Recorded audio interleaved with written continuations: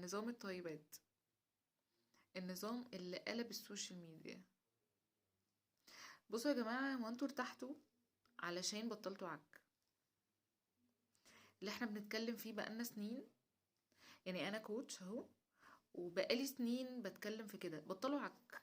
انتوا ارتحتوا عشان كده، عشان بطلتوا عك، عشان ما بقيتوش تاكلوا غير لما تكونوا جعانين، عشان بقيتوا تصوموا، عشان منعتوا الدقيق الابيض اللي احنا بقالنا سنين بنقول ان هو كارثة. عشان كده ارتحتوا. يعني هي دي الحاجات اللي ريحتكم. لكن فكرة ان انتي او انت يعني تقطعوا اكل بروتين، جبنة قريش وبيض ولبن، الحاجات دي ازاي؟ قولوا لي طب بعد التمرين هتاكلوا ايه؟ مش كل الناس هينفع تاكل لحمة. انا من الناس ما ينفعش ان انا اكل لحمة بعد التمرين، او عموما يعني باكلها قليل، لان انا مركبة تقويم. فبتبقى حاجة بتضايقني جدا ان الاقي اللحوم في التقويم، بتبقى مزعجة جدا بالنسبة لي. فمش بينفع ان انا اكل لحوم كل شوية في الثلاث وجبات، هي وجبة واحدة. فاللي هو هتضعفوا.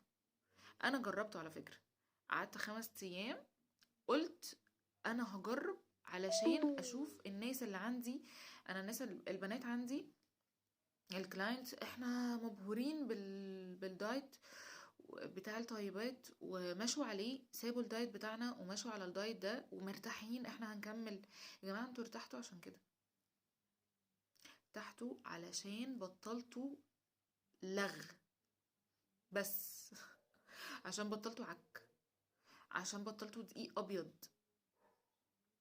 لكن قلة المية مش صح. يعني ايه ما تشربوش مية؟ يعني ايه اذا كان جسمنا 70% مية؟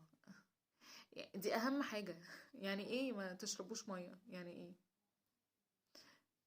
يعني ايه؟ يعني ايه ما ناكلش بيض؟ هتاخد البروتين بتاعك من ايه؟ يعني ايه؟ الجبنة القريش واللبن، اللبن اللي فيه آيات قرآنية اصلا، حاجة مهمة جدا جدا جدا في القرآن. اللبن يعني دايما بيوصفوا في القرآن ان هو حاجة من الانعام، يعني حاجة من النعم الكبيرة وجود اللبن في حياتنا. فازاي تمنعوا لبن؟ ازاي؟ فاهمين؟ اذا كان في الجنة هيبقى فيه نهر من اللبن. انتوا بتقولوا ايه؟ فاللي هو لا، النظام ده